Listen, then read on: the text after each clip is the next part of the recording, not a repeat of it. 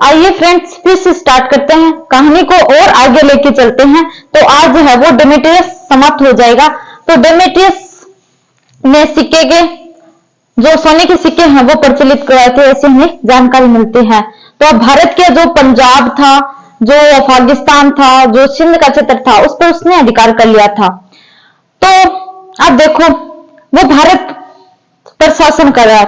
तो वहां से जो सेल्यूकस चतुर्थ है उसका मतलब साला, सेल्यूकस चतुर्थ है वो उसका साला है। तो सेल्यूकस चतुर्थ है वो उसके पीछे है वो अपना सेनापति भेजता है, क्योंकि वहां पर है वो जो ये डेमेट्रियस था हमारा, इसने है वो अपने क्षेत्र को बैक्ट्रियाई को है वो पूर्णतः स्वतंत्र घोषित कर दिया था। लेकिन सेल्यूकस चतुर्थ के शासन पर बैठते ही सेल्यूकस चतुर्थ ने कहा कि नहीं जीजाजी, आप कोई स्वतंत्र नहीं हो। वो पिताजी कह के चले गए सेल्यूकस थर्ड कि आप है वो स्वतंत्र हो, क्योंकि है वो सेल्यूकस तृतीय ने वो अपनी पुत्री का विवाह है वो डेमेट्रियस से करवाया था। लेकिन सेल्यूकस चतुर्थ खुद एक महत्वाकांक्षी शासक था। उसने शासन की बागडोर संभालते ही अपनी जीजा को बुला लिया कि आओ आप दरबार में, आप स्वतंत्र नहीं हो, आप हमारे ही अधीन हो। लेकिन ये है वो कोई रिस्पॉन्स नहीं देता है, जिसके कारण है वो थोड़ा नाराज हो जाता है सेल्यूकस चतुर्थ, इसका जो साला है। तो अब डेमेट्रियस का पीछा करते हुए वो अपना सेनापति भेजता है। सेल्यूकस चतुर्थ है वो डेमेट्रियस के पीछे अपना सेनापति भेजता है। तो सेनापति आएगा जिसका नाम है यूक्रेटाइडिस। तो देखो पीछा वो वहां से ही कर रहा है, लेकिन जो ये अपना डेमेट्रियस है वो भारत की तरफ आ गया था। अभी तक गला सही नहीं हुआ है, पर कोई आदमी धीरे धीरे हो जाएगा। अब देखो दूसरी ओर सेल्यूकस चतुर्थ द्वारा भेजे गए सेनापति यूक्रेटाइडिस के नेतृत्व में बैक्ट्रियाई क्षेत्र पर पुनः केंद्रीय सत्ता का अधिकार कर लेता है, स्थापित हो जाता है। तो बात को यहां पर समझो कि जो सेल्यूकस चतुर्थ है वो अपने सेनापति को है वो अब भारत तक भेजता है, क्योंकि डेमेट्रियस है वो भारत आ चुका है, उसे मालूम है। तो अब पता नहीं कि यूक्रेटाइडिस है वो यहाँ पर भारत पर शासन स्थापित करने के लिए आ रहा है, या फिर जो ये डेमेट्रियस का पीछा करने के लिए आ रहा है। तो सेल्यूकस चतुर्थ ने अपने एक सेनापति भेजा है जिसका नाम है यूक्रेटाइडिस। तो अब डेमेट्रियस भारत में आ चुका है और अपना शासन कर रहा है। तो जो वहां का बैक्ट्रियाई क्षेत्र था उस पर है वो अधिकार यूक्रेटाइडिस कर लेता है, जो कि सेल्यूकस चतुर्थ का सेनापति था, क्योंकि ये भागकर तो इंडिया आ गया। फिर है वो जो बैक्ट्रियाई क्षेत्र वो ऐसे पड़ा था, तो उस पर है वो यूक्रेटाइडिस जो कि सेल्यूकस चतुर्थ का सेनापति था वो उस पर अपना अधिकार कर लेता है। तो देखो दूसरी ओर सेल्यूकस चतुर्थ द्वारा भेजे गए सेल्यूकस चतुर्थ का एक सेनापति है यूक्रेटाइडिस के नेतृत्व में बैक्ट्रियाई क्षेत्र पर पुनः केंद्रीय सत्ता का अधिकार हो जाता है। तो अब देखो, तो यहां पर देखो दूसरी ओर सेल्यूकस चतुर्थ द्वारा भेजे गए सेनापति यूक्रेटाइडिस के नेतृत्व में बैक्ट्रियाई क्षेत्र पर पुनः केंद्रीय सत्ता का अधिकार हो जाता है। ये जब इंडिया आ गया तो बैक्ट्रियाई क्षेत्र पर पुनः है वो केंद्रीय सत्ता का अधिकार हो जाता है, यानी कि सेल्यूकस चतुर्थ का अधिकार हो जाता है। अब देखो जबकि डेमेट्रियस इस समय तक भारत के तक्षशिला एवं पंजाब क्षेत्रों पर अपना नियंत्रण स्थापित कर चुका था, जबकि एक और तो जो इसका डेमेट्रियस का जो पहले वाला क्षेत्र था बैक्ट्रियाई, उस पर है वो पुनः केंद्रीय सत्ता का अधिकार हो जाता है। दूसरी ओर ये भारत में है वो पंजाब तथा जो तक्षशिला का क्षेत्र है उस पर है वो अपना अधिकार स्थापित कर लेता है। ये यहाँ पर कर रहा है, वहां पर कोई और कर रहा है, यानी कि केंद्रीय सत्ता में वापस मिला लिया गया उसको, बैक्ट्रियाई को पुनः। अब देखो सेल्यूकस चतुर्थ का सेनापति यूक्रेटाइडिस बैक्ट्रियाई क्षेत्र की विजय के बाद तक्षशिला की ओर प्रस्थान करता है। तो ये अब क्योंकि बैक्ट्रियाई क्षेत्र पर युद्ध करने की जरूरत ही नहीं पड़ी, क्योंकि ये खुद भागकर बेचारा है वो इंडिया आ गया था। तो जो सेल्यूकस चतुर्थ का सेनापति था यूक्रेटाइडिस, उसका रोल यहाँ पर अहम है। अब सेल्यूकस चतुर्थ का नाम मैं नहीं लूंगी, सीधे यूक्रेटाइडिस का नाम लूंगी। आप समझ जाना कि ये सेल्यूकस चतुर्थ का सेनापति है। तो यूक्रेटाइडिस है वो बैक्ट्रियाई क्षेत्र पर अधिकार कर लेता है, यानी कि केंद्रीय सत्ता का अधिकार हो जाता है। तो फिर क्या होता है कि बैक्ट्रियाई क्षेत्र पर अधिकार कर लिया, क्योंकि वहां पर कोई शासक था ही नहीं, ये तो यहां पर भाग गया। तो फिर है वो बैक्टीरिया पर अधिकार करने के बाद ये भी भारत आता है, यूक्रेटाइडिस है वो भारत आता है। तो इतिहासकारों का मत है कि ये तो या तो फिर ये है वो डेमेट्रियस का पीछा करते हुए आया, या फिर ये भी है वो साम्राज्यवादी जो नीति के तहत है वो भारत पर आया। तो आगे पता चलेगा इस बात का। अब देखो, तो सेल्यूकस चतुर्थ का सेनापति यूक्रेटाइडिस बैक्टीरियाई क्षेत्र की विजय के बाद तक्षशिला की ओर प्रस्थान करता है। तो ये भी वही सेम ही है, तक्षशिला की तरफ आ रहा है। सबसे पहले जो डेमेट्रियस था वो भी तक्षशिला आया भारत में, और जो ये यूक्रेटाइडिस है सेल्यूकस चतुर्थ का सेनापति, ये भी है वो तक्षशिला आता है। तक्षशिला यूक्रेटाइडिस के तक्षशिला पहुंचने से पहले ही डेमेट्रियस भागकर है वो आधुनिक मथुरा के क्षेत्र में चला जाता है।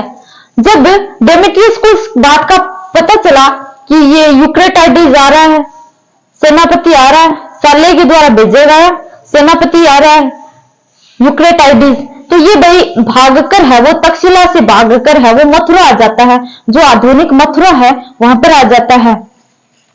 अब देखो इतना डरपोक था भाई, बैक्टीरिया से भागकर तो भारत आया था, भारत में तक्षशिला पर अधिकार किया, तक्षशिला से पंजाब सिंध के क्षेत्र पर, तो तक्षशिला में अब वो यहाँ पर भी ये पीछा कर रहा है इसका, कौन, यूक्रेटाइड है वो पीछा कर रहा है। तो अब तक्षशिला से ये भागकर भाई कहां जाए बेचारा, तो ये मथुरा पे आ जाता है, मथुरा में आ जाता है कौन, डेमेट्रियस।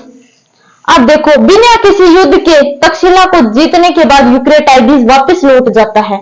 अब देखो, अब क्योंकि जो डेमेट्रियस है वो मथुरा भाग जाता है, तो ऑब्वियसली जो यूक्रेटाइडिस है उसे युद्ध वगैरह कुछ करना ही नहीं पड़ता, क्योंकि ये भाग जाता है डेमेट्रियस भाग जाता है, तो तक्षशिला का क्षेत्र है वो बिना किसी युद्ध के है वो यूक्रेटाइडिस को प्राप्त हो जाता है, यूक्रेटाइडिस को क्षेत्र है ये प्राप्त हो जाता है। कौन सा, तक्षशिला वाला क्षेत्र। यूक्रेटाइडिस को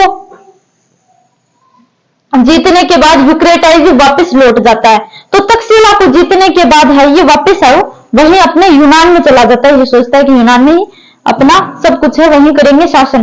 तो तक्षशिला को यहाँ पर ये जीत लेता है, कौन, यूक्रेटाइडिस जीत लेता है, उसके बाद है वो वापस लौट जाता है। यानी कि ये साम्राज्यवादी नीति के तहत नहीं आया था, यानी कि मारने तो उसी को आया था, किसको, डेमेट्रियस को, लेकिन वो भाग गया, तो फिर किससे मारता, तो ये वापस अपने क्षेत्र लौट गया, क्योंकि साम्राज्यवादी अगर इसकी नीति होती तो ये है वो आगे विस्तार करता, बट ऐसा इसने कुछ नहीं किया, ये वापस अपने ठिकाने लौट जाता है यूनान, तथा बैक्टीरिया क्षेत्र पर अपना शासन संचालित करता है, तथा बैक्टीरिया क्षेत्र पर, तो यूनान जाने के बाद में है वो पुनः ये बैक्टीरिया क्षेत्र पर अपना शासन संचालित करता है, क्योंकि ये सेल्यूकस चतुर्थ का क्या था, सेनापति।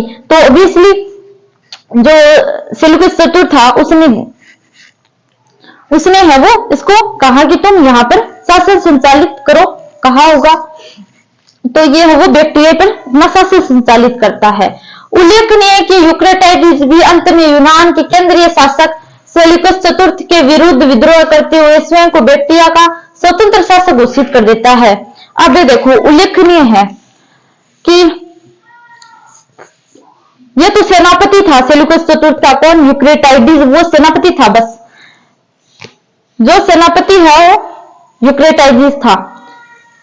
ऐसा माना जाता है कि जो बैक्टीरियाई क्षेत्र है वो केंद्रीय सत्ता के अधीन था, क्योंकि ये जो डेमेट्रियस तो भारत आ जाता है, उसके बाद बैक्टीरियाई क्षेत्र पर है वो जो ये यूक्रेटाइडिस है सेल्यूकस चतुर्थ का सेनापति, ये है वो अधिकार करता है, तो ये अपने आप को स्वतंत्र घोषित कर लेता है।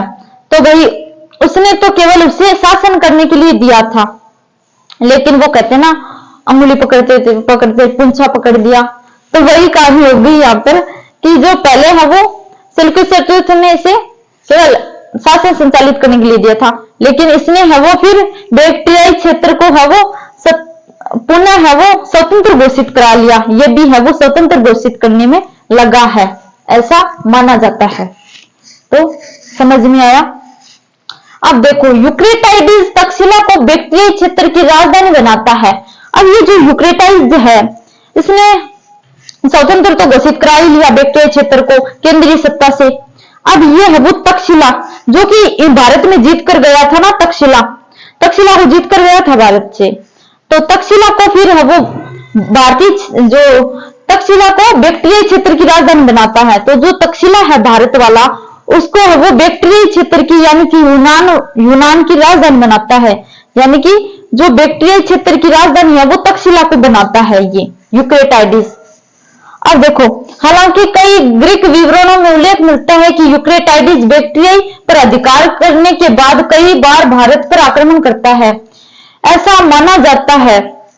ऐसा ग्रीक जो विवरण है, ग्रीक वहां के यूनान के जो विवरण है, उनसे ये पता चलता है कि ये है वो यूक्रेटाइडिस बैक्ट्रियाई पर अधिकार करने के बाद, मतलब बैक्ट्रियाई पर अधिकार करने के बाद जो ईरान का क्षेत्र था बैक्ट्रियाई और पर्शिया अफगानिस्तान का, तो बैक्ट्रियाई क्षेत्र पर अधिकार करने के बाद ये है वो कई बार भारत पर आक्रमण पुनः करता है, पुनः भारत पर आक्रमण करता है। ये है वो हमें ग्रीक विवरणों से पता चलता है, आक्रमण करता है और भारत के लगभग 1500 नगरों पर शासन स्थापित करता है। और भारत के लगभग जो 1500 शासन है, जो 1500 नगर है, उन पर शासन अपना स्थापित करता है। इसके अलावा जो पश्चिमी पंजाब से यूक्रेटाइडिस के सिक्के प्राप्त हुए हैं, जिन पर यूनानी तथा खरोष्टी लिपि में शासक का नाम अंकित है। इसके अलावा जो पश्चिमी पंजाब है उसमें है वो यूक्रेटाइडिस के है वो सिक्के प्राप्त हुए हैं, यूक्रेटाइडिस के सिक्के प्राप्त हुए पश्चिमी पंजाब से, जिसमें है वो जो खरोष्टी और यूनानी तथा खरोष्टी लिपि है उसमें शासक का नाम अंकित है। यूनानी तथा जो खरोष्टी लिपि है उसमें शासक का नाम अंकित है। तो माना जाता है कि इसने भारत के लगभग 1500 नगरों पर शासन स्थापित किया था, अपना 1500 नगर। अब देखो, तो ये भी एक महत्वाकांक्षी शासक था, सेनापति से फिर राजा। अब देखो, इससे पुष्टि होती है कि संभवतः भारत के पश्चिमी पंजाब तथा गांधार पर यूक्रेटाइडिस का शासन था। तो इससे क्या स्पष्ट होता है कि जो पश्चिमी पंजाब था और गांधार का जो क्षेत्र था, यानी कि तक्षशिला की राजधानी क्या थी, गांधार, तो इस पर है वो यूक्रेटाइडिस का शासन स्थापित था। इससे स्पष्ट होता है क्योंकि सिक्के मिले हैं, सबूत जब मिला है तो ऑब्वियसली, क्योंकि सिक्कों पर है वो किसके जो शासक का नाम था उसका नाम अंकित मिला है, खरोष्टी तथा यूनानी लिपि में। देखो, इस प्रकार भारत में मौर्य वंश के समाप्त होने पर 2 प्रकार के विदेशी शासकों का शासन स्थापित हो चुका था। अब इतिहासकार ऐसा बोलते हैं कि इस प्रकार मौर्य वंश के पतन के बाद, मौर्य वंश के समाप्ति के बाद है वो भारत पर 2 विदेशी जो शासक थे उनका शासन स्थापित हो चुका था। कौन कौन? सबसे पहले डेमेट्रियस आया, मैंने बताया डेमेट्रियस आया, उसने भारत के जो पंजाब है, तक्षशिला है, सिंध का क्षेत्र पर अधिकार किया। उसके बाद आया ये अपना यूक्रेटाइडिस। तो इस प्रकार भारत में मौर्य वंश की समाप्ति के बाद 2 प्रकार के विदेशी शासकों का शासन स्थापित हो चुका था। सबसे पहले देखो यूक्रेटाइडिस वंश, जो मैं आपको बता रही हूं अभी, यूक्रेटाइडिस वंश। तो यूक्रेटाइडिस का शासन जो कि बैक्ट्रिया से लेकर झेलम नदी तक विस्तृत था, ये है वो बैक्ट्रिया से लेकर झेलम नदी तक विस्तृत था। बैक्ट्रिया जो ईरान का क्षेत्र था, बैक्ट्रिया से लेकर झेलम नदी तक विस्तृत था। यूक्रेटाइडिस ने यहां तक शासन किया। अब देखो डेमेट्रियस वंश जो इससे पहले था, डेमेट्रियस जो इससे पहले था, इसका शासन है वो झेलम से लेकर मथुरा तक विस्तृत था, क्योंकि अंतिम समय में है वो मथुरा चला जाता है भागकर, तो यहां तक था। अब देखो यूक्रेटाइडिस वंश की जो राजधानी थी वो तक्षशिला थी। यूक्रेटाइडिस वंश की है वो राजधानी है वो तक्षशिला थी, क्योंकि इसने है वो तक्षशिला को राजधानी बनाया था। जो बैक्ट्रियाई क्षेत्र की राजधानी है वो तक्षशिला को बनाया था। यहाँ पर देखो, बैक्ट्रियाई क्षेत्र की राजधानी है वो तक्षशिला को बनाता है कौन? यूक्रेटाइडिस। जबकि डेमेट्रियस वंश ने साक्कल अथवा सियालकोट को अपनी राजधानी बनाया।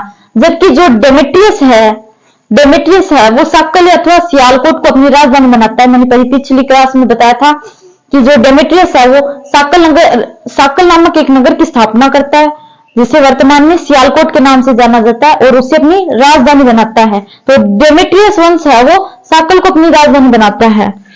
अब देखो लास्ट में तत्कालीन लेखों में यूक्रेटाइडिस और डेमेट्रियस के भारतीय शासकों के साथ युद्ध का उल्लेख तो मिलता है, किंतु किस भारतीय शासक के साथ युद्ध हुए इसका कोई स्पष्ट प्रमाण लिखित नहीं मिलता है। ये बोल रहे हैं